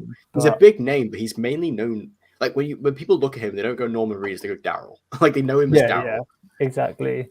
I think everyone's waiting for him to show up in the MCU, aren't they? Or the guy who's in that walking simulator game by Kojima. Oh God, yeah. I've not. To be fair, this is coming from someone that's never played Death Stranding, so you. Oh mate, I couldn't get into it because of that. It just is a walking simulator, and I bought it purely for the face that it has Norman Reedus in it. And Deck is about to explode if I don't let him talk about this game because he's going to go, "Oh, it's amazing! It's not a walking simulator." No, hang on. I have what I can only describe as a love-hate relationship with Death Stranding. The fact he's used the L word is disgraceful. It's more so the fact that the game he loves getting inked on by the weird octopus creatures. I also love going in the shower and collecting Norman Reedus' dirty water to shoot at other ink monsters. It's such a weird game. It really is hard to get rid of it. But it's got such a unique world, really interesting characters. It's such a fantastically designed world and so weird and bonkers and crazy and just Kojima. But then the gameplay, while very unique, can be so infuriating. Like at times, I think it's really in depth and really interesting and kind of fun. And then other times, it's just so infuriating. I literally nearly rage quit so many times, but I kept coming back because the story was so good, and the characters were so good. And the game ends with like a 2-hour cutscene. I don't know if anybody knows that. The game doesn't surprise me. I played Metal Gear Solid 4. I know all about long end games. It literally ends with like a movie, basically. Mate, I played really 2 hours of it, and about 30 minutes of that was actually playing. The rest was just cutscenes. Yeah, it's a lot of cutscenes. It is a lot of cutscenes. God. Like I got the director's cut for PS5, and I was going to replay it, and then I got it because if you have the PS4 version, you got it for like £3 or something. It wasn't much. But it was like I didn't really want to replay it at that time. I think I will replay it again at some point. There is rumors. Do you know how the Game Awards are on Thursday? Yeah. Apparently Kojima's going to show up, and there are rumors there's a Death Stranding sequel in the works. I can't wait for that. I don't know how that would work given the ending of the game. That's not really a spoiler. I just don't really know where they can go with Death Stranding. But does he die? No, he doesn't. He becomes an ink monster. No, he doesn't. It's a fairly like it's a good ending. Like it's fairly simple though. It doesn't really like I said, I don't really know where they can go with it, but I'd be down to see more of that world though because it's very very interesting. Anyway, that's completely off topic. Play Death Stranding. Make your own mind up. You might love it. You might hate it. Yeah. I guess when it comes to the other spin-offs, I guess one thing I'd like to ask is, which one are you most excited for out of the three? Negi. Obviously. That was a stupid question. Let's move on. See, Hosra is really excited for Negi. I'm probably gonna actually say, I don't know. I think the Maggie and Negan swap one could be good because of the dynamic between them. But I also think that the idea of stop it down. No, that's not. We know why you want to watch this show, but unfortunately, we know that The Walking Dead don't do nudity, so unfortunately, you'll be disappointed. What do you mean? I saw Negan's bare ass in that scene with Alpha. Oh yeah, you did. Yeah, the butt is about as much as you can see on AMC. They'll let you cave someone's head in, but no, you can't see anything other than anyone's ass. So you'll be disappointed, Dan. But no, I think the dynamic between those Declan likes Arrow because of Steven getting naked on that show. I just want more Negan Barks. I mean, who doesn't want more Negan Barks, to be honest? Yeah. True. Wait till the boys. True. Well, the boys will just have his probably 10-inch cock because it's that show, just out, and we'll be able to go inside it, no doubt. Knowing the boys, Yep. I mean, we can't say the show hasn't done that. For me, my instant default answer wants to say Rick and Michonne, but honestly, I think I'm most excited for Daryl, purely for the fact that while the Rick and Michonne thing is really exciting because Rick's back and I can't wait for that, and Dead City does appeal to me purely for the fact that I've always said that I want an entire season of The Walking Dead set in a city. So the fact this is set in New York, very interesting. And I think you could do some really cool stuff with that. Like how does a big major metropolis city actually deal with something like this? But with Daryl, the fact that we actually have this completely new setting in a different country where potentially the virus started, loving that. And with these potential evolved walkers as well, actually seeing Daryl, who's pretty, very, very adept at dealing with walkers and he, knows how to handle them, having to basically learn everything again, I think could put him in an interesting position. So I would maybe actually say Daryl is the one I'm most excited about. Yeah, I think I'm with you on that, Deck, in that going against my beliefs as a Negi spoiler. I'm not going to say it anymore because I know it's going to really trigger Hoss. Nah, it just confuses me, mate. Just confuses me. No, yeah, Daryl. I think because, Maggie and Negan is set in a city. Like you said, it's a big city, but we kind of had that with Atlanta that we know that it just got absolutely outrun. And that's basically what New York's going to be. But I still like the premise of it. Rick and Michonne, I feel like it's just going to be a lot of fan service to sort of Michonne fans and obviously Rick fans, which I'm still looking forward to because it's Rick and it's going to be amazing. But the fact that it's only 6 episodes and probably 1 season, I feel like you've got a lot to put into that. Whereas, with Daryl, it's in a completely new city because the thing with all these shows that we get from the US is oh my God, the only place that exists in this world is America. The rest of the world, Daryl could literally travel over to France and there's no zombies. Yeah, and he just then does an episode. That's the thing. We don't know how where this I say we don't know where the virus came from. Yeah, necessarily. We know we don't know how other parts of the world handled it. We don't know how other parts of the world are dealing with it now. Is there places in the world out there that don't actually have these zombies? I doubt it, but it could be interesting to play with. And I mean, one thing I will say about Dead City is they did release a little teaser trailer for it. I don't know if you've seen it. I've been meaning to watch it. Yeah, it's very, very short. It doesn't really show a lot. But one thing it does show that I think is very cool is it kind of shows this underground fight club with zombies. Nice. So that's pretty cool. So like I say, there's things like that you can do in Dead City, which I think would make it pretty interesting. Because again, I've always wanted just a setting for a season that's just in a city. So the fact they're doing a whole season of that, I'm down for. Like I know season 1 was kind of that, but like not. I don't think it fully embraced it. Yeah. I think you could do something really interesting, like with all these like imagine like an entire episode where they have to like get through like this skyscraper or something, like fucking like Dread or the Raid, but with zombies. Yeah, I was gonna say like the Raid. That would be pretty cool. Yeah, like that would be really cool, and you can only really do that in a city setting. So I'm down for that. Yeah. But I probably would say Daryl out of all of them. I still find it annoying the fact that all these characters, like these major characters, have these spin-offs when you could have just really continued the show. And like I say, I feel like where this is all going is just going to have them all reuniting anyway. Basically, yeah. But we'll see how it goes. It might give us some good TV. It might not. Yeah. I mean, I could see possibly Negan in that show. Negan can either just go completely by himself and he just leaves, or they fully do like kill Negan off, and it's like this final, like, oh well, you obviously need to get back home to your son, and he like saves Maggie as like the last thing, or yeah, he kind of just disappears, where they can then do the Negan Lives storyline for like one episode, which would be pretty cool. Daryl, I feel like, yeah, he won't sort of die. He'd have his little holiday and he'd just come back, and then he'd tell Judith like all about what happened. And then Roshone is just going to end up with them basically reuniting with Judith and RJ. Yeah. I guess that's one thing we could talk about as well, is the alternate ending for the show that we didn't actually get. Yeah, I've heard about this. Yeah, so they did actually shoot an alternate ending where we got to see, it was like a flash forward where we got to see the grown-up versions of all like the kids. I believe it was Judith, RJ, Coco, and was it Aaron's kid as well, I think. Was the other one. Can't remember her name. Gracie. And I think Rosita's kid might have been there as well.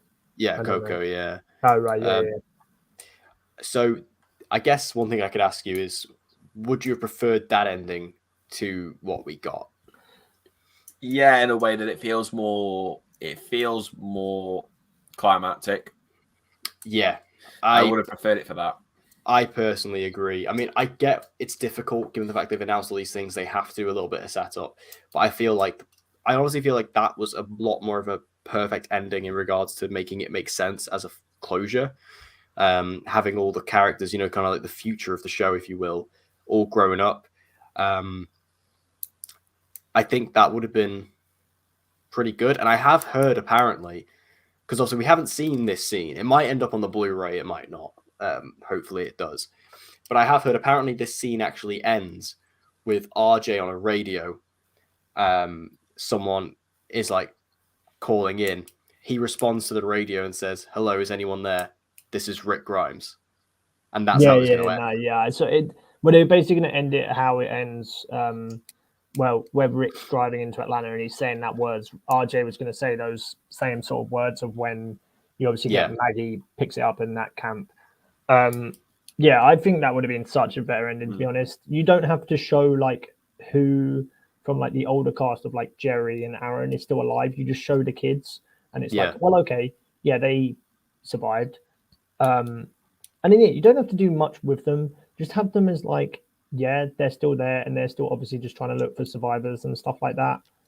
And I mean, to be honest, I probably, if that had led to like a spin-off with them, I would have much preferred that to then Beyond that we got with those kids, because at least those kids, we have a tie to them in that they're part of these characters that we've known before, where Beyond it just wasn't. It's almost kind of like the Arrow spin-off we were going to get with the Canaries, in that it was like kids from like those people and then sort of some cast that we already knew. Definitely would have preferred that, because I mean, I don't know if you with the comic, like how the finale or like it ends in that it has a big flash forward. So like that would have been, I kind of wanted that, but it was just never going to happen based on who, like what happened with them getting rid of like Carl, with him not being in the show. Don't get me started. Because Carl has a really good sort of end in the comic, and him and why did you kill him off, you skimble, you absolute idiot? Yeah, but he's not actually dead, Hoss. He's actually still on the farm. He was in the farm. Yeah, I know he was in the farm, but still, I know he still wasn't in the farm. Yeah. But look, the flash forward in the comics is really cool in that they have Herschel basically becomes like a circus owner, but his attraction is zombies. So he has like a couple of zombies in like a sort of circus cage that he goes around, but then Carl obviously hates them because of what he's been through, so he kills them, and then he goes on trial with like Michonne as the judge. And yeah, it ties up this really nice sort of flash forward where there's basically like no zombies now, and they've made a huge like railway that's connected all of the settlements that you've seen throughout the whole comics, which is really cool. So yeah, I kind of just would have liked that, even if we don't get anything with it. You have the whole setup of Rick and Michonne, and then yeah, you have this flash forward, and obviously if you'd watch the show, you know who these characters are, and that gives you a bit more closure, like you said earlier, Hoss. That if you only watch The Walking Dead, that ending gives you closure, like that does. Like I say, I just hope that they include it on the Blu-ray. I think it'd be a big missed opportunity if they didn't. But then again, I don't trust them because I can still remember for season 7 where they were like, "Oh, yeah, you're going to get alternate versions of Negan scenes where he's using F-bombs," and we never got them, did we? Never got them scenes. So I'm not going to hold that much hope. I'm not going to hold that hope for it. But I'd like to think that they'd include it because it'd be a nice thing for the fans. And I think it'd just be nice to see how they were originally going to end it. And then I'll just watch it and be like, "Why the fuck wasn't this the actual ending?" Yeah, literally. Yeah, it would have been better, especially when I feel like the setup that they did for the spin-offs outside of the Rick and Michonne one was pretty naff. Like I say, Daryl just goes off. It doesn't really explain much. Maggie has her explanation as to what she wants to do, but we don't really see anything beyond that. So I feel like you easily could have had this scene over the scene at the very, very end with young Judith and RJ. I feel like you could have just taken that scene out and just replaced it with this scene. And exactly. There's always something great as a fan, and it just ties up everything really, really nicely to kind of end a show or a movie with the same line that kind of started it. In the same way that when in Rick's final episode when he's flying off and they play Space Junk, there's just something about that that kind of really, really works. If they'd done that again, that would have been pretty cool. That would have been great. I feel like had they not have done that in the Rick episode, they would have done it. But I guess they didn't want to repeat that again, which I understand. I feel like I think they would have actually gotten flack for that, to be honest, from fans being like, "Oh, you're just doing it again." Despite the fact that song slaps. It should have ended. It should have just been on Rick's face when the helicopter's coming down. It's just going to white, and he's just giving that little smile. And then it just goes, Linkin Park, What I've Done, directed by Michael Bay. Now that I will respect. That I will respect. That would have been the ending we all deserved. Yeah, I'm glad you agree though, because like I said, I thought I was alone in that I thought that was actually a better ending. No, I was the one that sent it to you in the chat, and I was like, "Why the fuck didn't we get this?" That would I just think that is a much better. Don't get him started; he'll end up editing it together. Well, AMC, you better put it on that Blu-ray. When is that season 11 Blu-ray coming out? Because that's going to be huge as well. That's going to be a huge Blu-ray release for them. Yeah. Because imagine how big that box set's going to be. Well, I can't remember how long it usually is from the end of the other seasons to when they release it on Blu-ray. I can't remember. Yeah, well, it took them ages to release season 10 because obviously COVID and all that, but I don't know when this one's going. And I'm dreading the size of the box set. Well, did the season 10 one include the bonus episodes? Yes, it did. Yeah. I was about to say I can't remember if it did or not. Yeah. I'm still waiting for Fear to go on Amazon Prime because I haven't been able to watch it just streaming because I can't be bothered to stream individual episodes. I'm just waiting for to come on Amazon and I'll just binge a load of it. Yeah. See, that's I've had so much of that show. I've had so much of that show spoiled to me. I don't know how much have you seen of it. Watched the whole season. Which one? I wasn't paying attention. Sorry. The latest season of Fear. Have you seen the whole thing? I'm trying to remember where I got up. I haven't finished. No, I'm not up to date. I think I've watched the first 2 episodes. I just got caught with other stuff. So yeah, I watched the first two like episodes. like a couple of episodes after the nuke and then stuff like that. Yeah, but yeah, I'm just waiting for it to come on Amazon. Yeah, pretty much same as me. It's like I enjoy it, but I think I just got caught with other stuff, and like you, I'd rather just wait till it gets on somewhere. It's a lot easier to watch it. So yeah, that's the problem with The Walking Dead, as I always feel like, because The Walking Dead has had so many episodes of filler, and I think we all agree that there are some episodes of it that just are so unnecessary. When you get to the end of it and then you hear like the credits song, you're like, that was an episode, that was 45 minutes, and now I've got to wait another week for the next episode, where you're like, is this going to be good? Is it not? Or are you literally going to do what you two did and just drop it because you're just like, nah. Like The Walking Dead, when you watch it on like Disney Plus and you can just binge watch episodes, is so much better because of the suspense is kind of cut up to like, it makes you want to watch it straight away. Like, I'm shocked they've not put Fear on Disney Plus, to be honest. Well, it's on Amazon, so they won't do it. Yeah, I guess. But the whole World Beyond's on Amazon as well, isn't it? Yeah, the AMC is weird because Fear was on this one channel called AMC Plus, which you had to pay for with BT. So you I remember this. Yeah, you couldn't watch it when like The Walking Dead was on Fox. It was a bit like the Arrowverse of having like Superman and Lois on BBC and then having one of the shows were on like Sky One, or was it Sky Atlantic? Yeah. But then you only had like Arrow, Supergirl, and Flash on Sky. Like it was all over the place. Yeah, and they've done the same with that. But I can imagine the spin-offs will be on Disney because they're like main Walking Dead shows. Yeah, and they have the licenses or whatever for that, I guess. Yeah, that'll just make life easier. Just stick it on Disney Plus. That'd be a lot easier. And if anyone internationally is watching, that's because here in the UK we do have The Walking Dead on Disney Plus now that Disney own Fox. So yeah, I mean that's pretty much everything I have written down. I don't know if there's anything you want to add before we wrap this up. No, yeah, I'm just going through my notes and I'm pretty sure it's just for me, I think. Yeah, I guess. Do you want to go into our final just thoughts, Deck? Yeah. Overall, I did enjoy season 11, but I think it did take a while to kind of really get into the good stuff. And when it did, it was good. It was quite good, but then it all got wrapped up very quickly.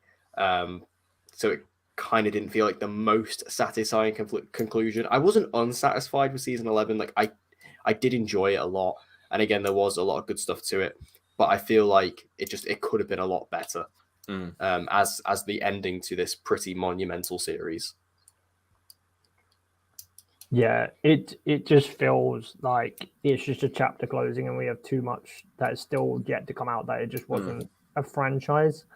I did like the whole montage they had at the end, which did feel like a franchise ender, or like not a franchise ender. I mean, sorry, a series ender.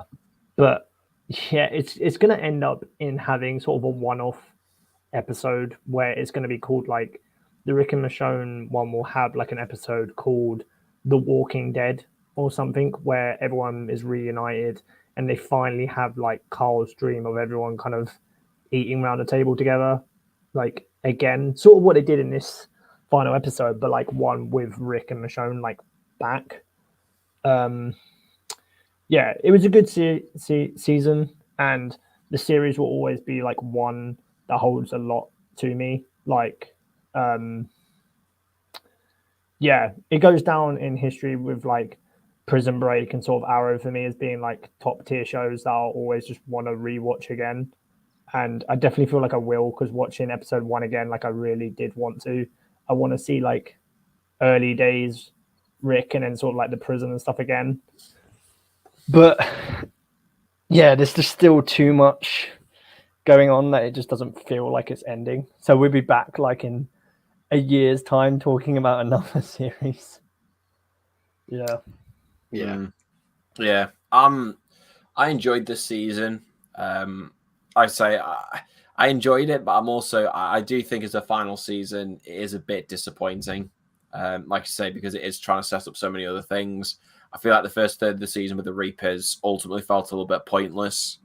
And kind of just took away a large chunk of the season. Like I say, just some decisions that they made, like we didn't get conclusion to some things, which was found infuriating.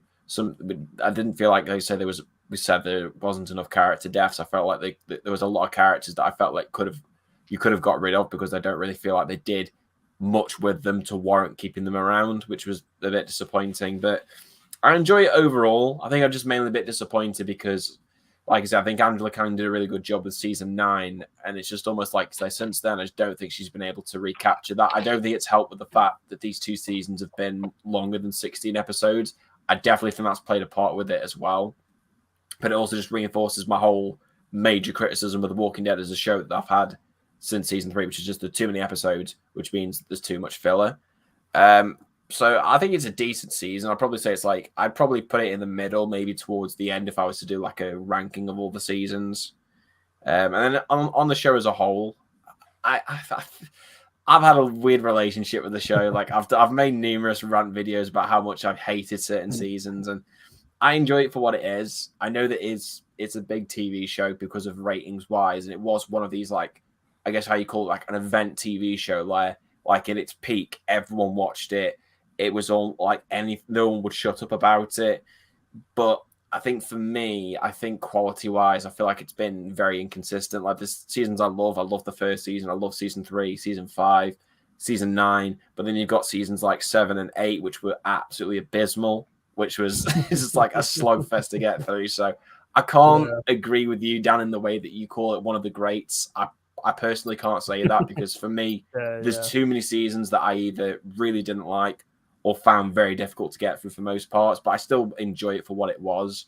And I respect it because of, how big it ended up being. I just think in a way, I just was a bit disappointed because I feel like if they just tried to end it with this season and not have any other spin-offs, then I think I'd probably look at the show a bit more positively. But because we've got all these spin-offs to come, it does sour it for me a little bit, but that's just my personal preference. No, I think especially as well, if you compare to how this final season wrapped up, and Deck's going to kill me for making this comparison. Like, doing a final season in a multimedia franchise, I'm sorry, Arrow season 8 did it better than this. Arrow season 8 did it better than this.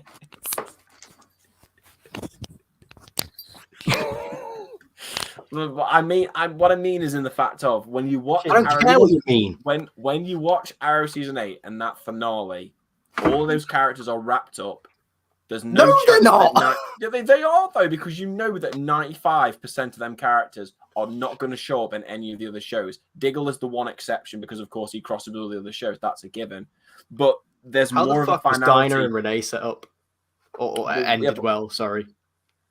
Well, you take the rough with the bold, but ultimately it didn't happen though, did it?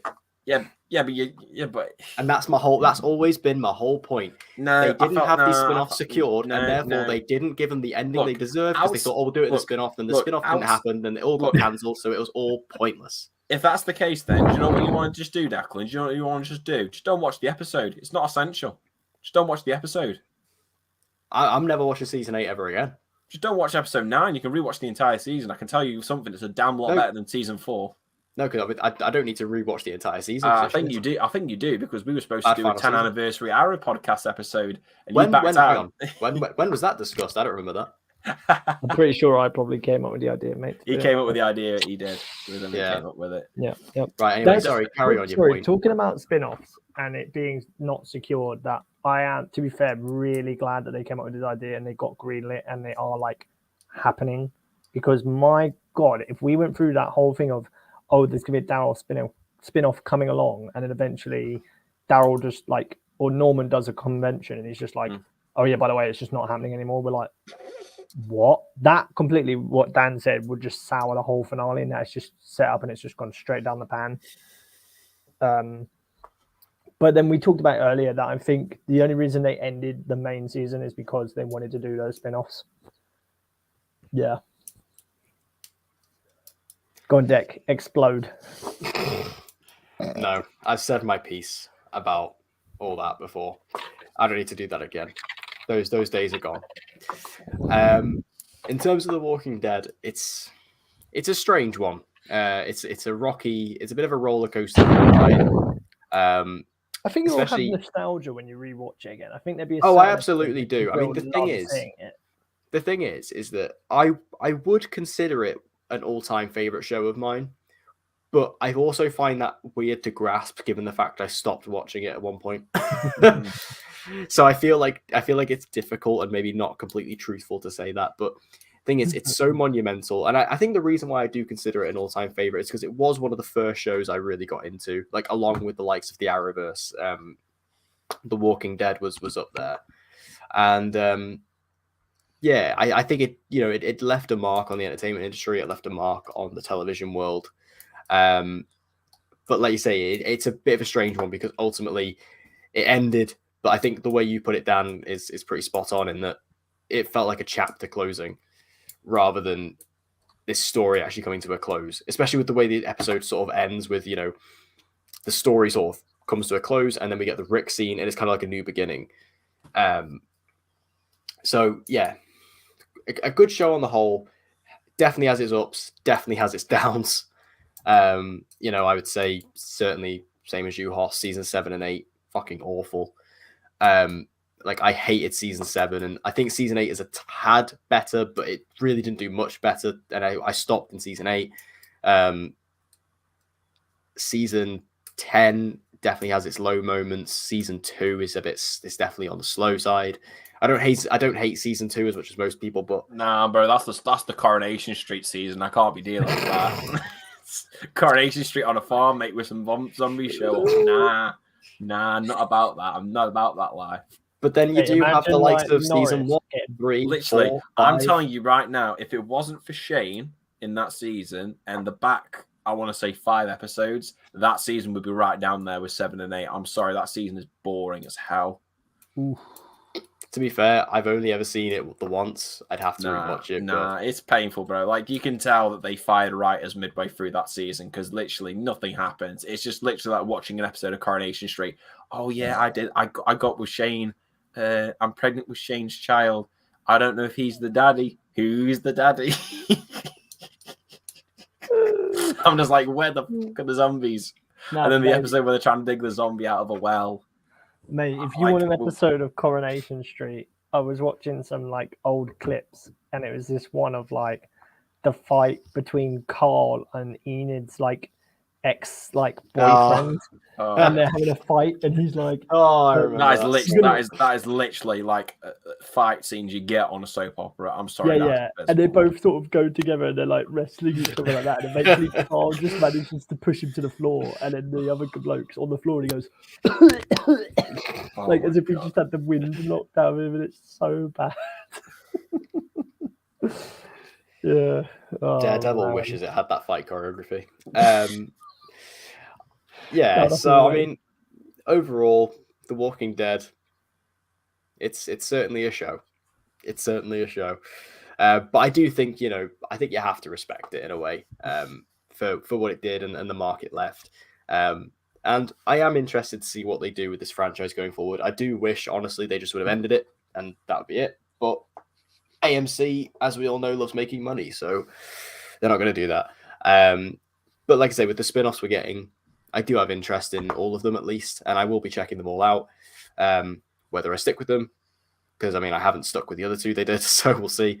But given the fact that these are actually about characters I know and like, I'm pretty interested in them. Anything else to add?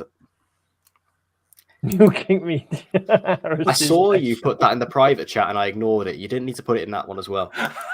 Oh yeah, you did. I purposely ignored it just to not give you any more attention. Thing is, I will agree with that though. For a second, I forgot that you're called Mule Kick Media, and I was like, yes, because he doesn't upload anymore. Oh, don't worry, that we're going to be coming back, mate. I've actually recorded my ranking video of the seasons of The Walking Dead, so don't worry, we are making the comeback. How long's that? Nice. It's a pretty long video, I'm not going to lie, because I basically just rip into most seasons apart from maybe 2, which I think are decent. I'm excited for that. Basically for the seasons that I liked, I've got nothing to say, so they're just like a minute long to talk about each one, and like 7 and 8 is just like a 15-minute just dissection of how much I hate those seasons. When do you think that's coming out? I don't know. I might drop it as a Christmas present for everyone. Oh, that'd be beautiful. That'd be beautiful. I might just do a little bit on the end, which I'll record later. Me in a Santa outfit saying here's my Christmas present to you. You get to listen to me rant for an hour. Mate, if you dress up as Santa, that's gold. That'll top my Mark Wahlberg. I don't know, mate. I don't think it will quite top your diss track that's been in the work for that long. Put it this way, the diss track that doesn't happen. Mate, we're wondering. We were talking about this in London, and we're saying it's just not happening, is it? It's been in the works for too long. I feel like he's been threatening me with this diss track for about, I want to say, maybe 5 years now. The diss track is basically now is the Rick. That being said, I still have got. All right then. I'll confess. It's going to go from a diss track. This track has not been made, but I've still got every single clip of every single bad take that this man has made over the past God knows how many years, all the way back to when he gave Iron Fist season 1 an A+. Mate, I need to see this. He gave Iron Fist season 1 as a B+. He gave Justice League a B+. I believe those videos are still up. I think you can find them somewhere. Yeah. He gave Justice League a B+. What was his other one? Suicide Squad. Do I enjoy this movie? Overdrive, which still pisses me off to this day. Oh my God, I forgot to tell you, Hoss. Right. So you know the new movie Violent Night with David Harbour? Yeah. I haven't seen it yet. No spoilers. I still want to. Can I? See it. No, spoil it. No. Please don't say anything. I want to see it. You can talk to Hoss. Right. I want to see it. I'm probably going to see it. Like Hoss, and this is not just watch it. Is all I'll say. Yeah. In that case, there's something I really want to tell you.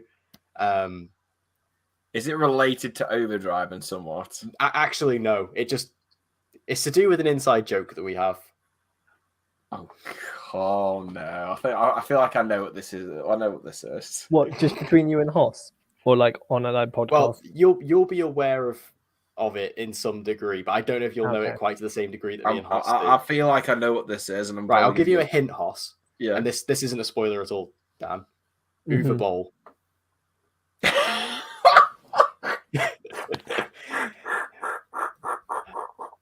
And if you want to know more, I'll talk to you afterwards, but that's all I'll say.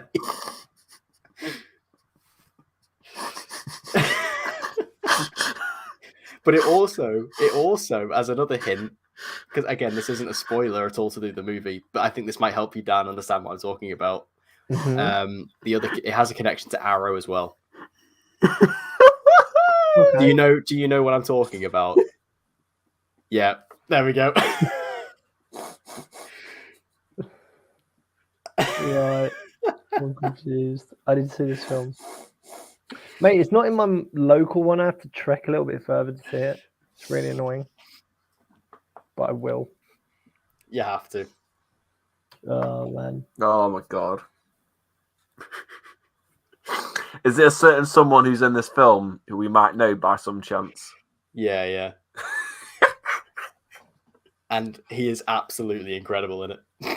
Oh my God. What? Is it a big spoiler if you say it? He was great in them American Sniper movies as well. I remember when he was the American. All I'll say is he goes on a rampage. Oh, rampage. It ain't no Blubberella though. Oh, I'm like God. Horribly. I need to rewatch them movies, man. I rewatched them during lockdown. They were a good time. Oh, there you go. That was a complete tangent, but yeah, just watch Violent Night when you can. It's a very good movie, and it's very. He's not going to know who we're talking about. He's not going to know who's showing up. No, but to be fair, he will know, but he won't know why we find it so funny. Nice. It all links back to one of the greatest Weekly Planet podcast episodes ever made for mankind. Yes. They're all about Uwe Boll. Yeah. Anyway, I guess that's the best place I could possibly think of ending this. Is with an Uwe Boll reference. So let us know your thoughts in the comment section down below. What did you think of The Walking Dead Season 11? Do you think it was a good wrap up to the end? You can shut your camera off now. I can do that for you. And yeah, just what were your overall thoughts? I'd love to hear it. Make sure you stay tuned for more content coming soon. I am planning in the new year to actually try and do some new stuff. I know that doesn't make any weight whatsoever.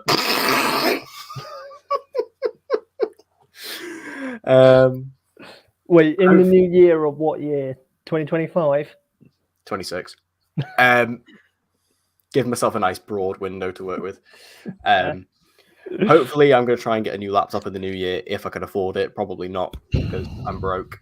But yeah, I'm planning to get some new content and hopefully get a bit of a plan together because I do miss making content. I want to make it a bit more of a common thing again. And hopefully that means more podcasts with you fellas. So yeah, anything else you want to add before we go? Neggy for life. I've got nothing. Your Uber Bowl comment has thrown me a new one, so I've got nothing. Well, that will be You're all. lucky as well, Hoss. I don't have a game for us. You're lucky. I've saved you. I couldn't think. Thank God. That means I can go back and I can rewatch the Rampage movie.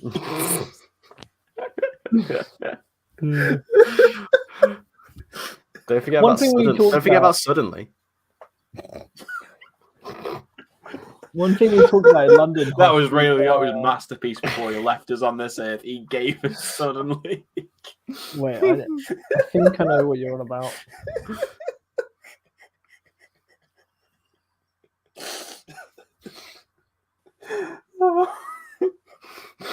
This is just a joke that dates back to like 2018. It's brilliant. Oh, there's another Arrowverse person in that film as well. Yes, there is. There is indeed. Mr. Dominic Purcell, yes. Oh, mate, he's the king of really shit films. me and my mate make it a thing that whenever we go in HMV, whoever finds a Dominic Purcell film wins. It's just a thing because he's in so many. Oh, he's in another Uwe Boll one as well. In The Name of the King, one of the sequels. I think it's the third one. I want to say. Yeah, the third one. He's the main character in that. The main character is recast for every single film. Yeah, for the third time. Yeah, we went from Jason Statham to Dolph Lundgren to Dominic Purcell. What a run! And he's in that Assault on Wall Street. That's been sitting on my Netflix list for years. Oh. Make sure you check out Suddenly, though. He's particularly wide in that one. Rampage, Capital Punishment, Rampage, President Down. President Down. Mate, these sound so bad. Suddenly. He's got quite a wider range of films. Mate, I'm looking at the box art for Suddenly, and this looks like something else. Oh, this is me. Hoss, is this levels of dangerous game shit? Yes. Absolutely. I mean, I say shit. That's one of the best films I've ever seen. I literally had my cursor on the end broadcast. I was about to do it. And mate, watching Dangerous Game was peak COVID. I loved watching that film. It was great. Suddenly, lives can change in an instant. Mine certainly did. It's just weird seeing Dominic Purcell with so much hair. Where can I watch these? Are these Oh, I think they're lost now. Yeah, they used to be on Amazon Prime. Damn it. Yeah, they all kind of got blacklisted after Uwe Boll punched a critic. You mean he challenged him to a boxing match? Yeah. I need to have a look of the rating on IMDb for this film. Right, I don't want to keep people here any longer 3.6 because we're just talking about other stuff. Yeah. Anyway, bye everyone. Bye. Make sure you hashtag Neggy on Twitter. I want to see you get that trending. Don't. Yeah. Bye. No.